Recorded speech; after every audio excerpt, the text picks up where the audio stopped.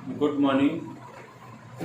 आइए आज हम बात करते हैं चैप्टर 5 में प्रजनन स्वास्थ्य यौन संबंधी रोग में अगले टॉपिक यौन संबंधी रोग के बारे में।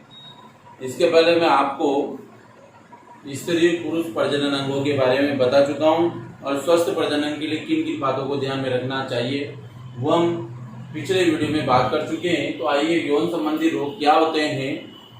तो देखिए यौन संबंधी रोग क्या है, यानी जो रोग यौन संपर्क के कारण फैलते हैं, यानी एजड अगर हम बोलें कि सेक्सुअल पावर के माध्यम से जो रोग फैलते हैं वो गुप्त रोग या फिर यौन रोग कहलाते हैं। जैसे कि मान लीजिए इसमें एड्स, गोनेरिया और सिफिलिस, ये 3 रोग हैं जो कि आपके यौन रोग या यौन संपर्क के कारण वर्तमान में दिनों दिन फैलते जा रहे हैं। तो ये 3 रोग है यौन संबंधी रोग में, जिसमें सबसे पहले रोग का जो हमारा आता है वो आता है एड्स। एड्स का पूरा नाम है एक्वायर्ड ह्यूमन डिफिशियंसी सिंड्रोम, यानी इसका पूरा नाम है। अगर हम इसकी बात करें, एक्वायर्ड का मतलब है यहाँ पर किसी अन्य से संक्रमित, ह्यूमन का मतलब है यहाँ पे ह्यूमिनो का मतलब है प्रतिरक्षण क्षमता, डिफिशियंसी का मतलब है कमी और सिंड्रोम का मतलब है लक्षणों का समूह, यानी किसी अन्य व्यक्ति के संक्रमित होने से हमारी प्रतिरक्षा में कमी हो जाती है और संपूर्ण बीमारियों के लक्षणों का समूह हमारे शरीर में समा जाता है। इसका अर्थ ये होता है एक्वायर्ड इम्यूनो डिफिशियंसी सिंड्रोम। पूरा नाम है इसका। यह एक लाइलाज बीमारी, अर्थात अभी तक इसका कोई इलाज नहीं है। जिस प्रकार से कोरोना एक वायरस जनित बीमारी, उसी प्रकार एड्स भी एक प्रकार से वायरस जनित बीमारी है। बचाव ही उपचार है, अर्थात इस बीमारी का कोई इलाज अभी तक संभव नहीं हुआ है, अर्थात इसका कोई वैक्सीन अभी तक नहीं बन पाया है। ये संक्रमण रोग है जो एक व्यक्ति से दूसरे व्यक्ति के संक्रमण या रोगी के व्यक्ति के संपर्क में आने पर या यौन रोग के या कई कारणों की वजह से ये संक्रमण फैल जाता है, जो कि ह्यूमन, अगर यूं बोले तो इम्यूनो डिफिशियंसी वायरस, HIV की फुल फॉर्म होती है ह्यूमन इम्यूनो डिफिशियंसी वायरस नामक विषाणु द्वारा ये रोग एक व्यक्ति से दूसरे व्यक्ति के अंदर क्या होता है, फैलता है।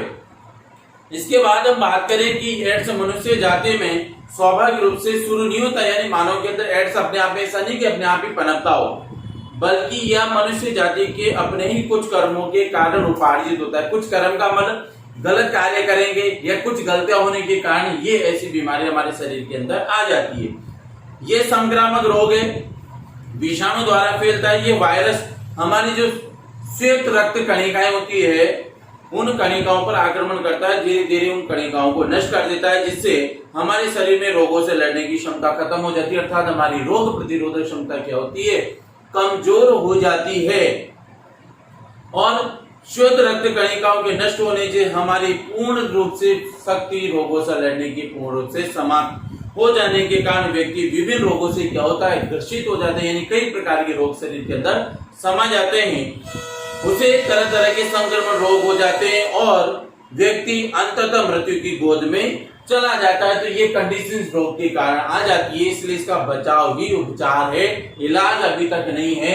WHO के अनुसार यदि हम बात करते हैं तो 2013 में दुनिया भर में 35 मिलियन लोग एड्स के शिकार थे 2013 में, जिसमें भारत में 2.1 मिलियन लोग HIV से अभी भी ग्रसित हैं।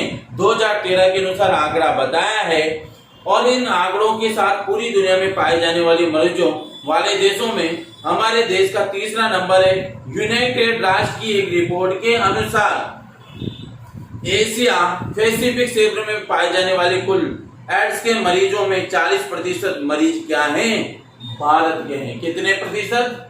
40% जो मरीज हैं एड्स से ग्रसित हुआ। ये कहा जाए कि यहाँ पर एशिया पैसिफिक क्षेत्र में पाए जाने वाले कुल एड्स के मरीजों में 40% भारतीय लोग हैं। सबसे ज्यादा जोखिम में युवा पीढ़ी है वर्तमान में, क्योंकि युवा पीढ़ी के जो किशोर किशोरियां होते हैं वो कई प्रकार के अपने कुछ गलत कर्मों के कारण या यौन संपर्क के कारण लोगों को कर बैठते हैं। क्योंकि आधे से ज्यादा हम बात करें कि आधे से अधिक या ज्यादा लोग HIV संक्रमित लोग 15 से 24 साल के, कितने साल के, 15 से 24 साल के लोग हमारे भारत के अंदर इस रोग से ग्रसित है। एड्स की रोकथाम के लिए राष्ट्रीय एड्स नियंत्रण कार्यक्रम भी वर्तमान में चलाया जा रहा है। और हम बात करें लोगों को एड्स के लिए जागरूक करने के लिए 1 दिसंबर को एड्स दिवस,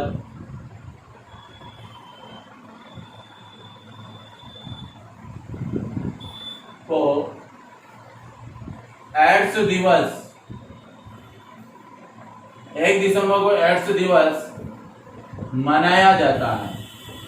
कब मनाया जाता है? 1 दिसंबर को। क्यों मनाया जाता है? कि लोगों को जागरूक किया जाए इससे, इसलिए एड्स दिवस मनाया जाता है। हर गुजरते मिनट के साथ एक भारतीय HIV से संक्रमित हो जाता है, एक मिनट में। यहाँ तक कि इसकी चिकित्सा एवं टीका अभी तक किसी अस्पताल में या विश्व में नहीं बन पाया। इसका अनुसंधान चल रहा है, जैसे कोरोना का चल रहा है। अर्थात यदि इस रोग पर काबू नहीं पाया गया तो मानव जाति एक दिन एक समाप्त हो सकती है। इसलिए हम कह सकते हैं कि अगर इस रोग से हमें बचना है तो कई प्रकार के इन यौन संपर्कों से या कई प्रकार की समस्याओं से दूर होना होगा। अगर हम यहाँ पे कहें कि शरीर में खून के परीक्षण है, खून की जांच से HIV संक्रमण का पता लगा सकते हैं। विषाणुओं से संक्रमित व्यक्ति को HIV पॉजिटिव कहा जाता है। अगर कोई भी व्यक्ति ब्लड की जांच होने पर यहाँ पे विषाणु से संक्रमित पाया जाता है तो उसको HIV पॉजिटिव बोला जाएगा। क्या बोला जाएगा? HIV positive. ये पॉजिटिव शब्द कब जुड़ता है उसके साथ? ये तब जुड़ता है जब पॉजिटिव शब्द तब जुड़ता है जब वो क्या हो, HIV संक्रमण उसके ब्लड में पाया जाता है, तब वो HIV पॉजिटिव माना जाता है। इससे पहले वो HIV पॉजिटिव नहीं है। इसके बाद हम बात करें कि देखिए HIV संक्रमण किन कारणों से फैलता है। अब हम बात करें इसके बारे में, हमने समझ लिया कि 1 दिसंबर को मनाया जाता है। खून की जांच होने पर जब वो वायरस से संक्रमित पाया जाता है तो उसको HIV पॉजिटिव हम कहते हैं। हम यहाँ पे बात करेंगे HIV संक्रमण किन कारणों से फैलता है। पहला कारण असुरक्षित यौन संबंध बनाने, यानी किसी स्त्री पुरुष के अन्य लोगों के साथ संबंध बनाने से, चाहे लड़का लड़की हो, आदमी औरत हो, एक दूसरे घर परिवार के अलावा अन्य दूसरे के साथ संबंध बनाने से होता है। नंबर 2, बिना जांच हुआ संतुलित रक्त रोगी को चढ़ाने से, यानी कि बिना जांच हुआ संक्रमित रक्त, अगर बिना जांच के संक्रमित रक्त स्वस्थ व्यक्ति को चढ़ा दिए तो उसको भी एड्स हो जाएगा। संक्रमित सुई और संक्रमित सिरिंज का उपयोग करने से भी एड्स होता है। संक्रमित व्यक्ति के अंग का प्रत्यारोपण, यानी कोई व्यक्ति एड्स से ग्रसित है, उसका अंग आपने स्वस्थ व्यक्ति के शरीर के अंदर डाल दिया तो उससे भी एड्स होता है। कीट पतंगों, मच्छर, जूं, कटमल, HIV संक्रमित मां के होने वाले बच्चे को स्तनपान कराने से, यानी कोई माँ अगर एड्स HIV से ग्रसित है और अपने बच्चे को दूध पिलाती है तो बच्चे को भी रोग हो सकता है। ये तो एक किन कारणों से होता है, फैलता है HIV। अब किन कारणों से नहीं फैलता वो भी देख लीजिए आप। ये एक तो संक्रमित व्यक्ति के दैनिक, कोई भी संक्रमित व्यक्ति है जैसे HIV पॉजिटिव कोई भी, उसकी चीज को अगर आप उपयोग में लेते हो तो उससे नहीं फैलेगा। उसके साथ खाना खाने से भी नहीं फैलेगा।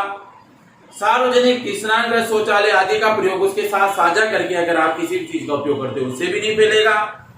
हवा में खांसने सीखने से भी HIV नहीं फैलता है। कीट पतंगों, मच्छर, जूं, खटमल आदि के काटने से भी एड्स नहीं फैलता है। तो ये नहीं फैलने वाले कारण है। अब एड्स के बचाव के लिए कौन कौन सी सावधानी आपको बरतनी है वो सावधानी देखिए। नंबर 1, जीवन साथी के अलावा किसी अन्य के साथ आपको शारीरिक संबंध या यौन संबंध नहीं बनाना। नंबर 2, यौन संबंधों में कॉन्डम का प्रयोग करना चाहिए। नंबर 3, मादक वस्तुओं आदि व्यक्तियों द्वारा सुई व सिरिंज का साझा प्रयोग बिल्कुल नहीं करना चाहिए। जो व्यक्ति संक्रमित है उसकी सुई का प्रयोग स्वस्थ व्यक्ति में या दूसरे व्यक्ति में नहीं करना चाहिए। एड्स से पीड़ित महिलाओं को गर्भधारण नहीं करना चाहिए। अगर वो गर्भधारण कर लेती है तो उसको शिशु को भी एड्स हो जाता है। रक्त चढ़ाने से पहले उसकी जांच करा लेनी चाहिए कि रक्त संक्रमित तो नहीं है किसी रोग बीमारी से, तो उसकी जांच कराने के बाद आप रक्त को चढ़वाएं। किसी का प्रयोग किया ब्लेड काम में नहीं चाहिए, जैसे कोई सेविंग करता है या ब्लेड यूज करता है तो उसकी ब्लड आपको यूज बिल्कुल भी नहीं करनी है। नेक्स्ट है संदेह होने पर HIV की जांच करें। अगर आप में किसी प्रकार की कोई लक्षण दिखाई देते हैं तो आप HIV की जांच करवा सकते हैं। और इस रोग की कोई न तो दवाई न कोई टीका, और इसलिए हम कहते हैं ये बचाव ही इसका क्या है, उपचार है। इसलिए इन चीजों से बच के रहें और अपना बचाव करें। तो ये हो जाता है आज हमारा समाप्त एड्स यानी कि यौन संबंधी रोग में हमारा पहला बिंदु आज समाप्त होता है एड्स। तो इसके बारे में मैंने जानकारी, ये किन कारणों से फैलता है, किन कारणों से नहीं फैलता है और इसके बचाव के उपाय क्या है वो मैंने आपको बता दिए हैं। बाकी आपकी बुक के अंदर डिटेल से ये दिया हुआ है और इसकी कुछ जानकारी थी जो कि मैंने आपको बता दी। समझ नहीं है तो आप मुझसे कॉल करके पूछ सकते हैं। Thank you so much.